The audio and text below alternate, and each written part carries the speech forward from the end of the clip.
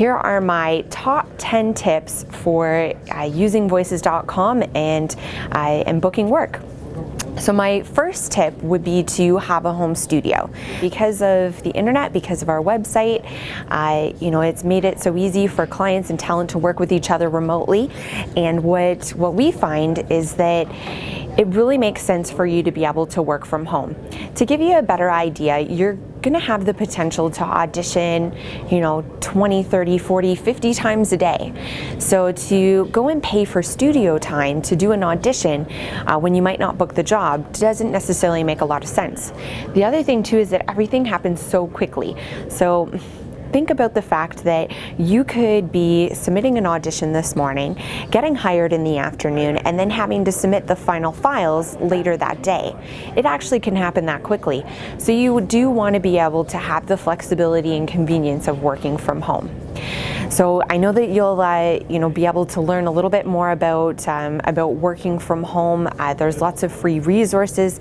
We have a few webinars on our website that you could check out, and I think that you'll find having a home studio will not only help you when using voices.com and marketing yourself online, but will also help you with working with agents from everywhere else as well, and just trying to market yourself globally. So my second tip would be to upload a demo to your voices.com profile. So voices.com is set up so that a client can either do a search through our directory and find you based on listening to your demo and then inviting you privately to audition, or what they can do is they can post a job publicly. So if they are doing a search on our site and you don't have a demo, unfortunately they're not going to be able to find you. So what you want to do is make sure that you upload a demo to your profile, and you also want to work towards having a really wide variety of demos. So think about the fact that clients have quite a short attention span.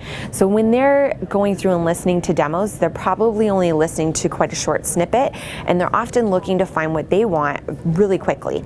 So if you are giving them a narration demo that puts your telephony spot 1 minute into your demo, what could happen is that they might, pull up your narration demo based on a search for a telephony spot and not really quite listen a minute into your demo to find what they're looking for, and might, get bored and move on to the next person.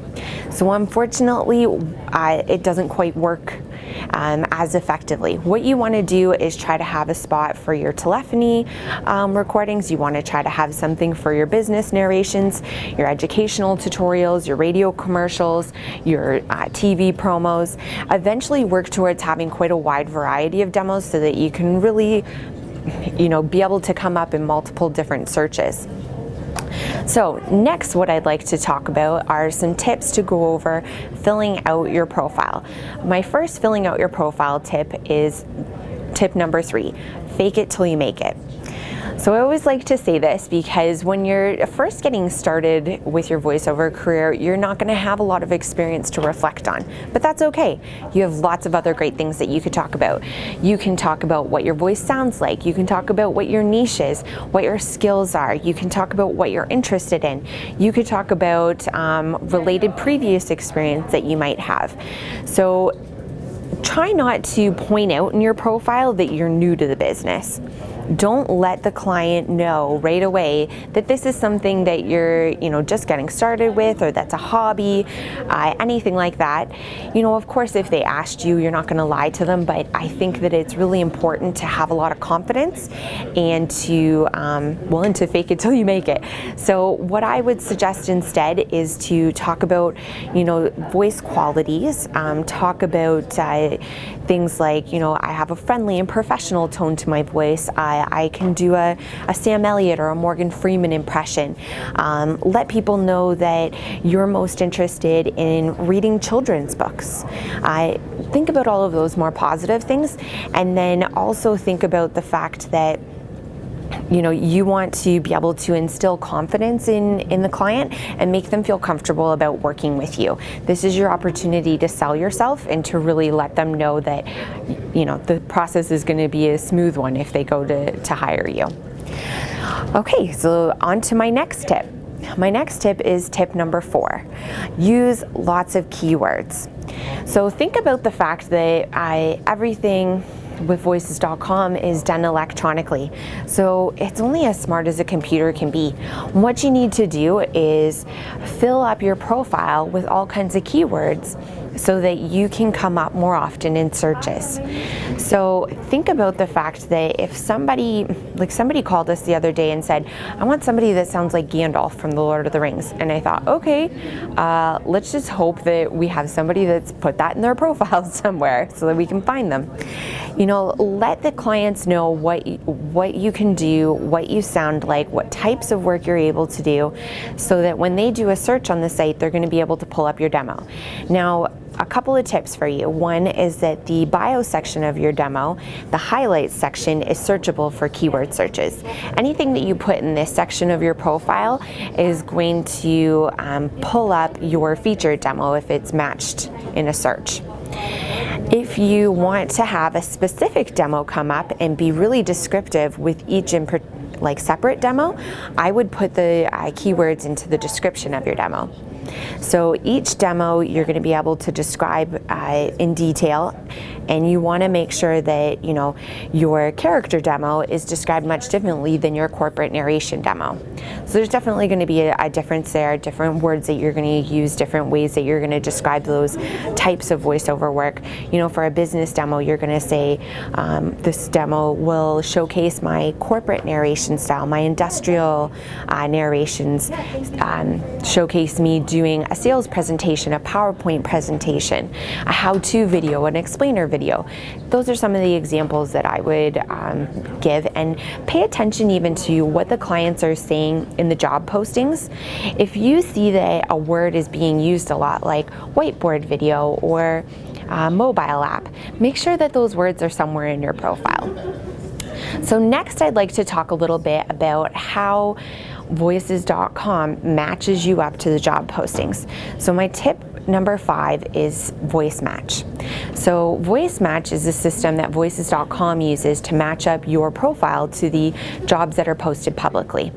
So let me start by explaining that. So when a client comes to our site, they can post a job publicly. They can say, I'd like to hire a male that speaks English with a North American accent that's middle-aged to do my radio commercial. And everybody that matches up to that description in their profile gets invited to audition. And so there are a couple of things though that can kind of further define whether or not you're a really good match. So VoiceMatch looks at a few different things. When you add your demos to your profile, you're also going to get the opportunity to add tag words. Tag words are descriptive words like friendly, professional, authoritative, believable. You're going to choose from this list of tag words. You can choose up to 10 different tag words, and you'll add different ones to each demo. And when a client posts their job, they're also going to be able to describe what they're looking for using that same list of words. So at the bottom of a job posting, you'll see it'll say, sounds like, friendly and professional. Now, if their words match up to yours, again, you're a closer match to that job and you get a higher VoiceMatch score. The other thing that you want to do is to work towards having a variety of demos in different categories. So voices.com is split up different categories like business, internet, educational, television, radio. You want to try to have a demo under every category that you're interested in, because we assume that you're either more qualified or more interested in a certain type of job if you've got a demo under that category. So again, you'll get a higher VoiceMatch score for radio and television jobs when you have demos under those categories. Now, the other thing that you want to pay close attention to on your bio section of your profile is how you have your languages set up. So one tip for you to know is that voices.com has popular languages like English and Spanish split up into different categories. So for example, we've got English with a North American accent, we have English with a British accent, and then there's also a plain English category that gets used sometimes when the client doesn't have a preference on the accent, or maybe they're looking for something that we don't have a category for, like somebody to speak English with a Spanish accent. What you want to do is make sure you've got all the appropriate ones listed, but put them in order of importance to you, because if you've got English with a North American accent listed first, you'll get a higher VoiceMatch score for those jobs. So whichever one you have listed last should be the one that you're not as interested in, because you'll have a lower VoiceMatch score for that. Now, the reason that the VoiceMatch score is so important is because when you're looking at a list of jobs, you're going to see the VoiceMatch score, and it's going to tell you whether or not it's something you should audition for. Helps you to prioritize. You'll see that you're either 90, 95, or 100% matched to a job. And the reason this is so important is because when a client reviews the auditions, they're actually listed for them by default in order of the VoiceMatch score. Very important to know, because if you see that maybe 50 people have already auditioned for a job, it's okay if you've got a high VoiceMatch score to still audition, because your audition is going to get bumped up to the top of that client's list. So, you're still going to have a good chance of being listened to. One thing that you can do when you're trying to decide which auditions to audition for is to sort your auditions in the order of how new they are. So when you're looking in the hiring list, you'll see every job is given a job number. If you click on the word job number at the top of that column and click on it twice so that the little arrow beside it points down, you're going to sort the list in descending order. The highest job number is going to be at the top of the list. That's going to be the newest job. Then you go and you look over at the VoiceMatch category, and you'll see that now you're going to be auditioning for the job that's recently been posted that you have the highest VoiceMatch score for. That's the one you want to audition for first, because you're going to have the best odds of being listened to. And it's one of those things where there are lots to choose from, and you want to have the best odds of being listened to and getting hired. So let's move on to my auditioning tips. My next tip is tip number 6. We're going to talk a bit about quality. So think about the fact that you're working in your home studio. You're going to be recording this audition for the client, and then they're actually going to get you to record the final files that they're going to then use for their radio commercial, for example. So keep in mind that the client is not only judging you based on how well you interpreted and read the script, but also on how good the quality is. They want to know that the quality is going to be perfect for them, that they're not going to have to do much work to it. They want to know that they're not going to have to spend hours and hours editing and producing the audio.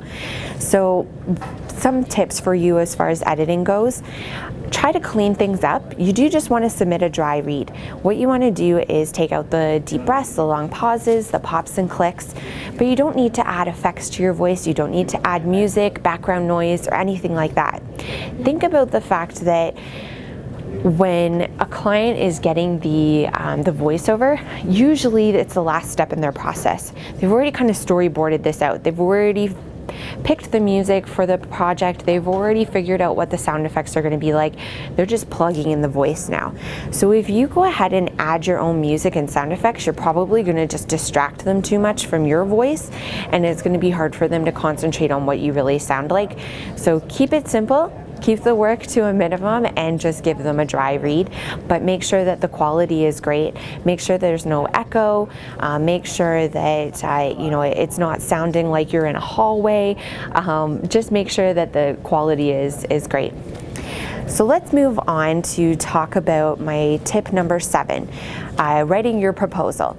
So whenever you audition on voices.com, you're not only going to be providing the client with a sample of your work, you're also going to get to write a proposal, kind of like a cover letter. This is your chance to explain anything that you want to the client, to answer any of their questions, to really sell yourself. In your proposal, what you would want to do is let the client know that maybe you've got experience in this area. Maybe you previously were a nurse and you've got a medical background and the script has some medical terminology. Let them know that. They would really appreciate working with someone that has that type of background and is going to be able to easily read their script. Let them know about your availability. Answer any questions that they may have had, like maybe they're looking for somebody with an ISDN line, or that can do a Skype session later this afternoon. Make sure that you address those concerns for them. Let them know that you were listening, that you were reading through, that you're following direction, and that you're going to be the right person for their job. You definitely just want to instill confidence and let them know that you're going to be able to do everything that they want. You could even do some name dropping. Say you've got a big name client that's similar. Let them know, okay, I've done work for Microsoft and for IBM. I've done lots of corporate narrations like this before. All right, let's move on to tip number 8. So another thing that you'll do when you're auditioning is you're going to submit a quote for how much you want to charge. The good thing is that the client's either going to give you a budget or a budget range that you can go off of, so you have an idea of how much the client has to spend. But what you're going to do is they're going to say, I've got between $500 to $750, and you're going to reply back to them with a set quote. What you want to do is probably try to be somewhere in the middle of that budget range. That, it's been proven, we've done reports that that's really when most people are getting hired, is if they quote in the middle of the budget range. So what I would do is try and stick to the middle, just maybe above the middle, depending on what type of a job it is. Again, you have to know what you're worth, you have to know what your rates are, and keep in mind that you're a freelance artist and you're able to charge whatever prices you want. You know, you need to have standards, but then at the same time, you also want to make sure that you're competitive.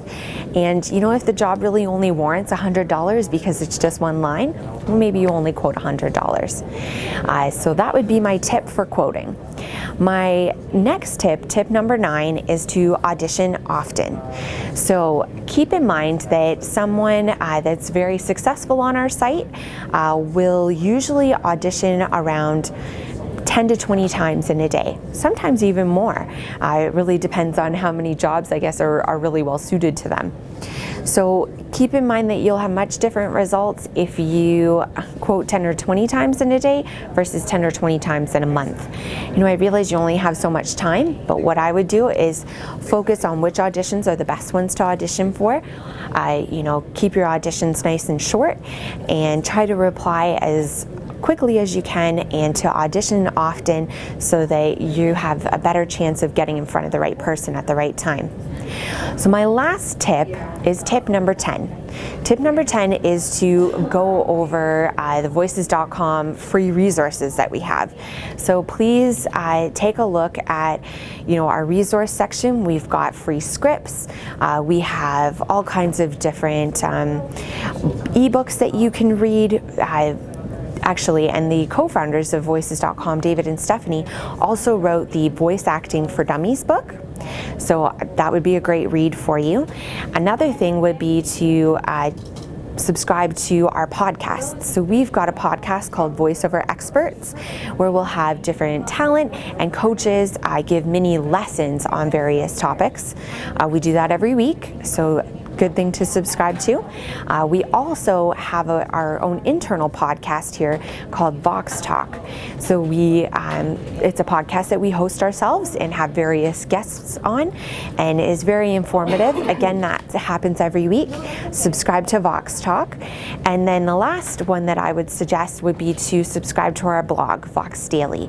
Vox Daily is a great blog to keep in touch, stay in tune with what's happening in the industry, and just be in the know. So keep in touch with things, know what you're supposed to do, or supposed to be in on, and what's new in the business, and I think everything will be good.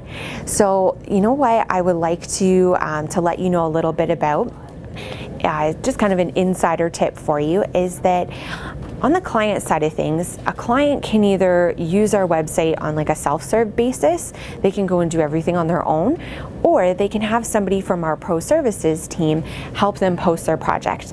A lot of times for our bigger clients that are maybe auditioning for 10 different languages, or sometimes need several different talent for a project, they'll go through our pro services team that will manage a project for them. So pay attention when you're looking through the jobs. You'll see the title will say voices hyphen and then have the rest of the title. If you see one of those jobs, know that it's going to definitely be a good one for you to audition for, because somebody here internally is posting on behalf of a client and will definitely be good to work with. So I've got a special guest I'd like to invite. Her name is Lisi, and Lisi is a business development manager here at voices.com, and she'd like to share some of her advice with you. Hi, Lisi. Hi, Jen. Thank you very much.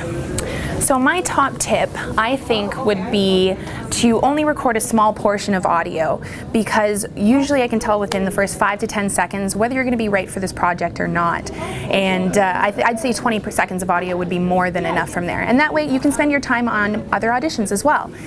One other thing I would suggest would be to not slate your audition. Because that first 5 to 10 seconds is so important, you want to make sure it's the best of the best. And if you're just worried that they're not going to know who you are, your name is always right beside the play button.